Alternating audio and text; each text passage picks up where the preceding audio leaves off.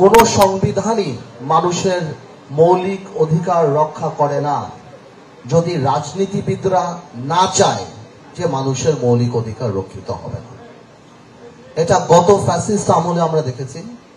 So the main man, the main system, the parliament, the politicians must realize and believe that আমরা respect করি যা আমাদের জনগণের মৌলিক অধিকার রক্ষা পাবে, এবং তখনই সেই সিস্টেম ডেভেলপ করা হয় যেখানে পায়।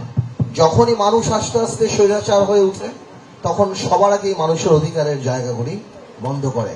তো বোন, আপনার কথার জবাব আমার এভাবেই দিতে হবে।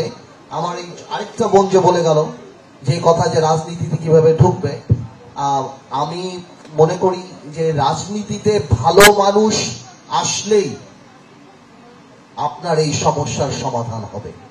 রাজনীতিতে আমি সবসময় বলি যে ভালো বাবুর্চি আসলেই যেমন ভালো খাওয়া বানানো যায়, আপনি পৃথিবীর সকল ভালো উপাদান দিয়ে দেন, তাহলে আপনি ভালো খাবার বানাতে পারবেন না যদি বাবুর্চি ভালো না হয়।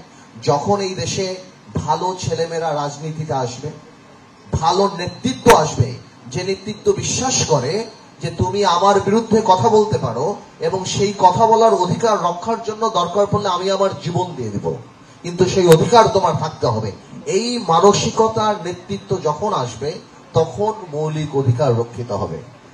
আর দ্বিতীয় যে ব্যাপারটা যেটা জিজ্ঞেস করলেন যে নতুনরা কিভাবে রাজনীতিতে আসবে, ছাত্র দলের ব্যাপার বা অন্য দলের,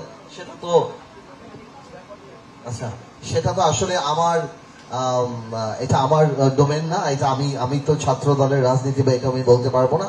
বাট আমি শিওর ছাত্র দল, যুব দল বা বিএনপি যেভাবে কর্মী কালেক্ট করে বা স্টুডেন্টদের যেভাবে কালেক্ট করে, সেখানে আপনারা যোগাযোগ করলে আমি শিওর যে আপনারা করতে পারবেন। তবে এখন রাজনীতি করার একটা ভালো সময়, কারণ গত 17 বছরে যে পরিবেশ, যে ভীতি দিয়ে আপনাদেরকে রাজনীতি থেকে সরিয়ে রাখা হয়েছিল, যাতে করে লালটু, পল্টু, ইয়াবাবদি, বিচ্ছু শামসু, মমতাজ এই টাইপের মানুষদেরকে পার্লামেন্টে নিয়ে আসে, যাতে করে so that you are not there and you don't ask questions.